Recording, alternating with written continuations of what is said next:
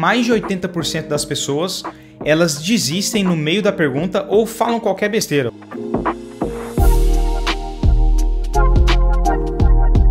Nesse vídeo, então, eu vou te dizer o que empresas como Amazon, Facebook, Uber, Google fazem na hora de contratar um candidato. O que eles filtram na entrevista, o que eles olham, como é que funciona a entrevista nessas empresas. E isso que eu vou te falar baseado em quase 9 anos de experiência nesse mercado de startup. Inclusive eu passei pela Uber por alguns anos, então eu entrevistei muita gente, fui entrevistado lá também, conheço bem como é que o processo seletivo funciona. E você vai ficar impressionado com o número de coisas que eles consideram e que não consideram. A gente imagina que os caras vão olhar várias coisas que falam pra gente por aí, mas na verdade não olham, não funciona bem do jeito que a gente imagina. Indo direto ao ponto então, são 3 coisas principais que eles avaliam nas entrevistas. Em mais de uma entrevista, geralmente. Então você tem pessoas diferentes entrevistando esse candidato e validando. Muitas vezes você tem mais de uma pessoa validando cada um desses pontos. O primeiro ponto é o conhecimento técnico, que outras empresas avaliam também. A forma que eles vão avaliar pode ser diferente, eles vão usar geralmente cases. E o que é case? Eles vão passar um problema real muitas vezes para você resolver ali na hora, ou vão te dar alguns dias para resolver, dependendo da complexidade do problema, e esse problema vai te forçar a usar essa habilidade técnica.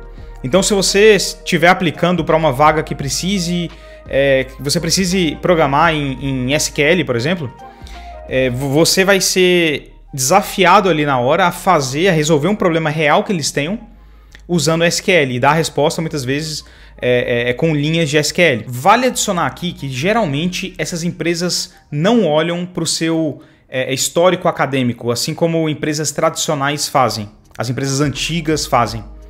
Elas simplesmente vão te avaliar, vão te passar uma prova, vão te passar um case e vão checar se você sabe resolver aquilo.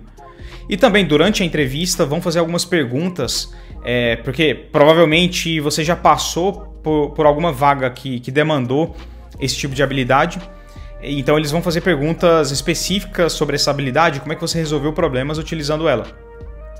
Então não se preocupe com essa parte acadêmica. Pouco importa se você estudou em Harvard ou se você não se formou. E o segundo ponto que eles avaliam nas entrevistas vem de um conceito chamado plasticidade intelectual ou plasticidade cerebral. O que é isso?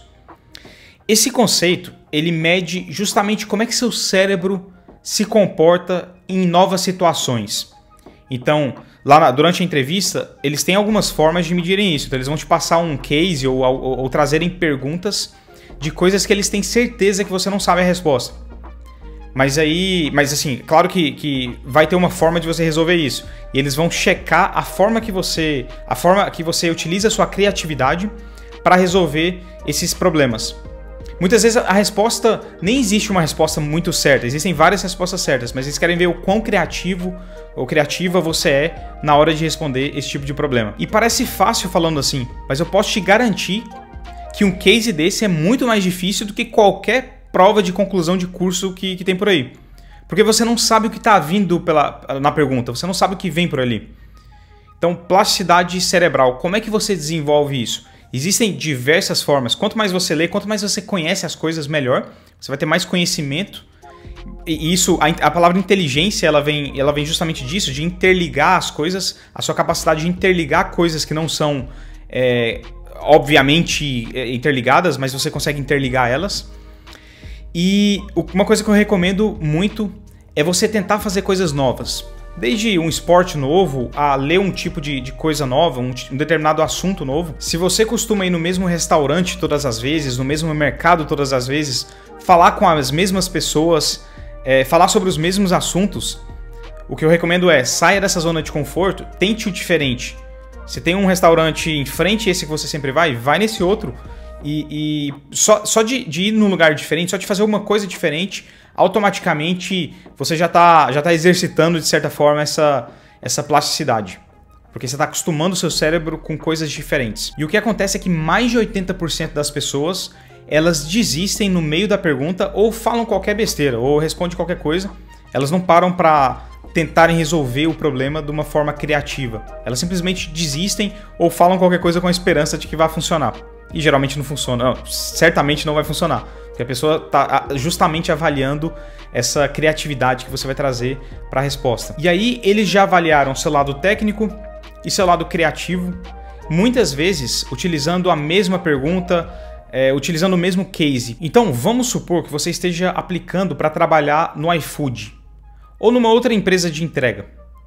E aí o que eles podem fazer? No case, eles podem te enviar um Excel com várias linhas ali de pedidos, distribuídos com o horário do dia, o tempo que demorou para chegar, etc. Com todos os dados que você precisa ali para fazer esse case. E aí vamos supor que eles calculem já ali o tempo médio de entrega e te falem o seguinte, ó, o tempo médio de entrega desse período inteiro que a gente mandou é de 40 minutos. E o case é justamente um plano de ação para você reduzir de 40 minutos para 30 minutos. O que você faria? E aí é nessa hora que o seu lado técnico, de saber filtrar de diferentes formas ali aquelas linhas, de saber, de entender cada uma daquelas colunas e como é que elas se comportam, como é que uma impacta a outra, junto com o seu lado criativo, de pensar em uma solução para levar esse tempo de 40 para 30 minutos. Que tipo de coisa que você pode fazer? E aí, beleza, já te avaliaram na parte técnica e na parte criativa. O que vem na terceira parte, então? O que a gente chama de soft skills, ou o lado comportamental. Enquanto esses dois primeiros pontos que a gente comentou avaliam o que a gente chama de hard skills, que significa habilidades duras, esse terceiro avalia os soft skills, que é a habilidade macia. Não faz sentido a tradução, mas basicamente é o seguinte, é o lado comportamental, como é que você se comporta com outras pessoas.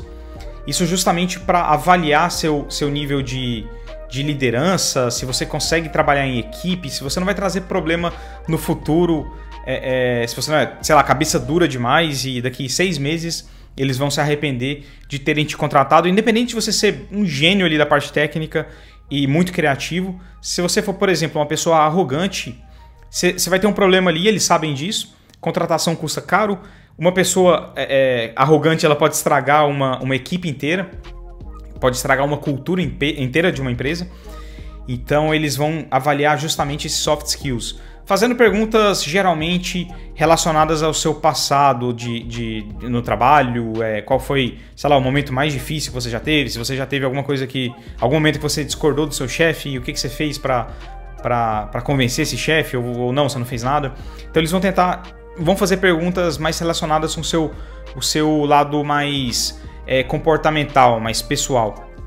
Espero que tenha ficado claro, espero que esse vídeo tenha sido útil para você. Gostou do tema? Deixe aí nos comentários. E se você tem qualquer outra recomendação de tema que vá resolver algum problema seu relacionado à carreira, deixe aí nos comentários que eu farei com o maior prazer.